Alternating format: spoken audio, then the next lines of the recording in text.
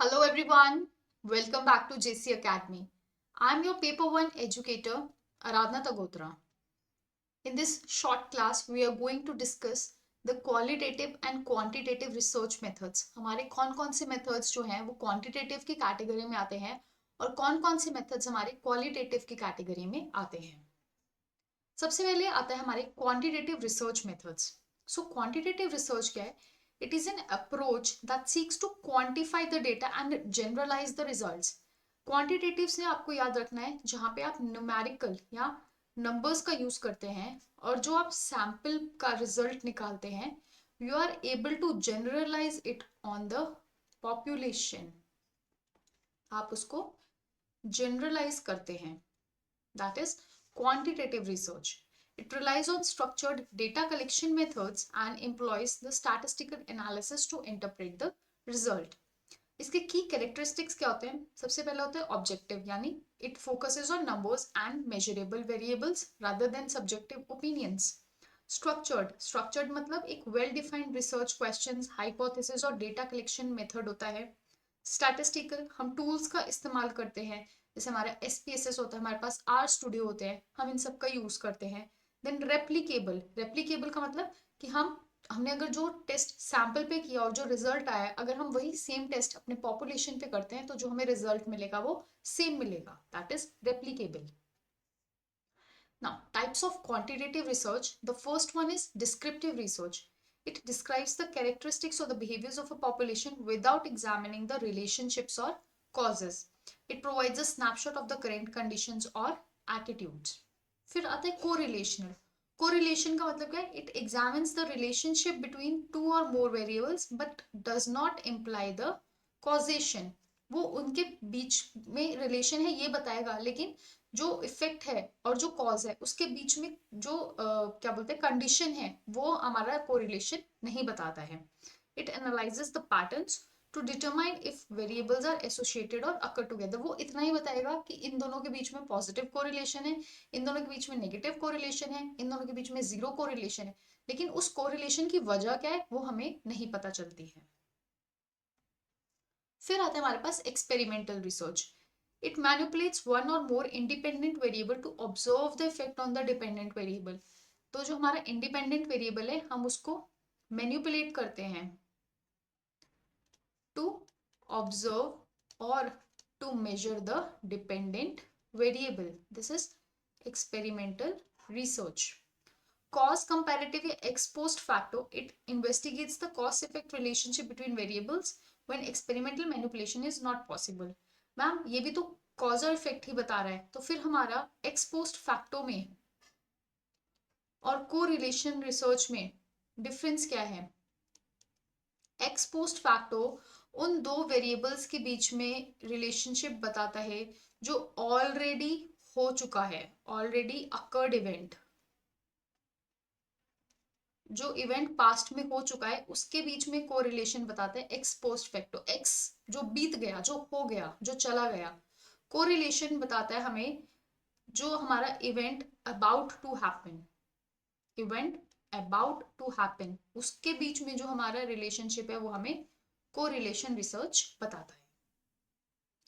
अब अगर हमें डेटा एनालाइज करना है क्वांटिटेटिव रिसर्च में, सबसे पहले हम डिस्क्रिप्टिव स्टैट्स का यूज कर सकते हैं, जहां पे हम मीन, मीडियन या स्टैंडर्ड डेविएशन का यूज करते हैं, या फिर हम इन्फरेंशियल स्टैटिस्टिक्स का यूज कर सकते हैं, यानी टू मेक द प्रेडिक्शंस और इन्फरेंसेस अबाउट अ पॉपुलेशन. तो हम इसमें टी टेस्ट लगा सकते हैं, अनोवा लगा सकते हैं, या फिर हम रिग्रेशन लगा सकते हैं. Correlation analysis, it is done using the Pearson correlation coefficient और Spearman rank correlation. हम इन दो कोफिशिएंट्स का यूज करके हम कोरिलेशन निकाल सकते हैं. कोरिलेशन का मतलब क्या हो गया? डायरेक्शन. ठीक है, direction of two variables, how they are related, on how they are related. तो ये कौन बताता है हमें? ये हमें कोरिलेशन एनालिसिस के थ्रू पता लगता है. उसके बाद आता है हमारा क्वालिटेटिव. क्वालिटेटिव नंबर्स क्या होते हैं? जो नॉन न्यूमेरिकल होते हैं. नॉन न्यूमेरिकल मतलब which is based on subjectivity, which takes into account opinion, attitude, हम क्या सोचते हैं, हमारा एटीट्यूड क्या है, ठीक है, हमारा परसेप्शन क्या है एक पर्टिकुलर फिनोमेना को लेके. All this is constituted in qualitative research. की कैरेक्टरिस्टिक्स क्या है? एक्सप्लोरेटरी होता है क्योंकि हम न्यू एरियाज को एक्सप्लोर कर सकते हैं. कंटेक्सचुअल अंडरस्टैंडिंग, जो चीजें नंबर्स नहीं बता सकती हैं, नंबर्स नहीं, देखो अगर मैं आपसे पूछती हूँ आप कितने खुश हो, तो आप बोलोगे ना मैं बहुत खुश हूँ या मैं खुश नहीं हूँ. अगर आप बोलो मैं 5 खुश हूँ, मैं 4 खुश हूँ, मैं 3 खुश हूँ, does it make any sense? No. Then subjectivity, यानी पार्टिसिपेंट्स के पर्सपेक्टिव्स और एक्सपीरियंस को हम अकाउंट में लेते हैं. देन इट इज फ्लेक्सिबल, क्यों? क्योंकि जो हमारे परसेप्शंस होते हैं वो सिचुएशन के हिसाब से, मूड के हिसाब से, ह्यूमन बिहेवियर है ना, वो चेंज होते रहते हैं. So it is flexible in nature.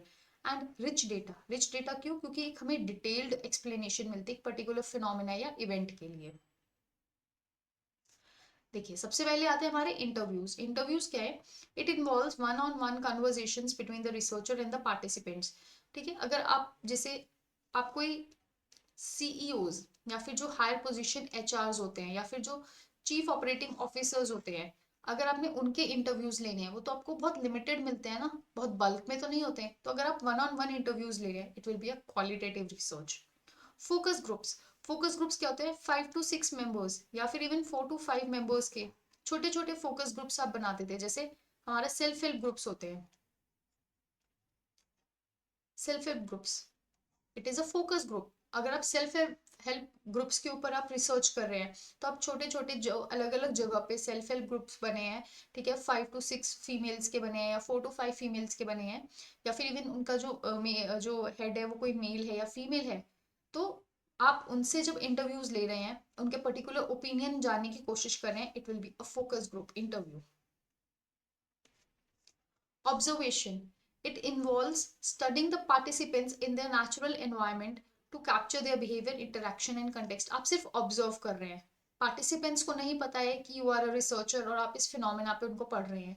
आप उनको सिर्फ नेचुरल एनवायरनमेंट में आप उनको सिर्फ ऑब्जर्व कर रहे हैं कि वो कैसे बिहेव कर रहे हैं, वो कैसे बात कर रहे हैं, उनका टोन, पिच, आप हर एक चीज ऑब्जर्व करते हैं. Case studies, case studies it provides an in depth examination of a single individual, group, event और ऑर्गेनाइजेशन. उसके बाद आता है हमारा एथनोग्राफी.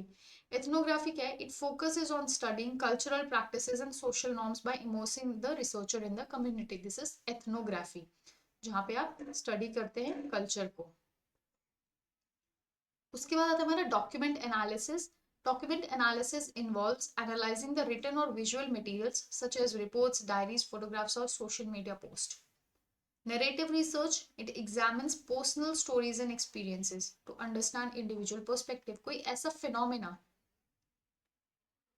कोई ऐसा इवेंट जो एक बहुत ही रेयरेस्ट ऑफ द रेयर था, तो वो उस पर्टिकुलर इंसान के साथ हुआ है, वो अपना एक्सपीरियंस आपके साथ शेयर कर रहा है. It can be a positive experience, it can be a negative experience, वो नरेट कर रहा है आपको. So it will be a narrative research.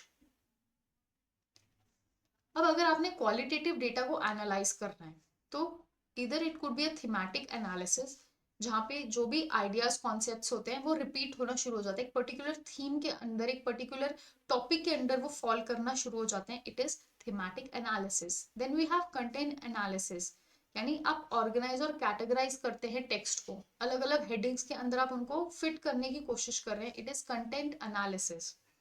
Then we have grounded theory. Researchers use the data to build new theories or explanations directly from their observed. Grounded, like from the scratch. आपने कुछ observe किया, then you are forming or you're formulating a new theory. It is grounded theory. Disclosure analysis. Researchers analyze the spoken or written language within its social context to understand the meanings or the social interactions. It is discourse analysis. एक particular phenomena, एक particular context के अंदर आप उसको क्या meaning दे रहे हैं, आप उसको कैसे समझ रहे हैं, दैट इज डिस्कोर्स एनालिसिस. तो हमारे पास दो तरीके के रिसर्च डिजाइन होते हैं, qualitative, quantitative. Qualitative answers why, and quantitative how much या how many. Observation symbols, words, numbers या statistical result. It observes and interpret, it measures and test. grouping of common data and statistical analysis is done. So that is all for today's class. I hope कि अब आपको पता चला होगा qualitative और quantitative के बीच का बेसिक डिफरेंस क्या है और कौन से मेथड्स जो है हमारे क्वांटिटेटिव होते हैं और कौन से मेथड्स हमारे क्वालिटेटिव होते हैं. And these are the social media handles of JC academy. Do connect to them. अगर आपको कोई भी डाउट होगा तो आप प्लीज कमेंट करके जरूर पूछिएगा. अगर आपको कुछ और पढ़ना है, आपका कोई स्पेसिफिक टॉपिक है जिसमें आप मतलब प्रॉब्लम इनकाउंटर करते हैं या डिफिकल्टी आपको आ रही है, तो आप प्लीज वो भी कमेंट कर सकते हैं. मैं नेक्स्ट वीडियो उसी पे बना दूंगी. And that is all for today. Thank you so very much. See you soon. Bye bye. Take care and happy learning.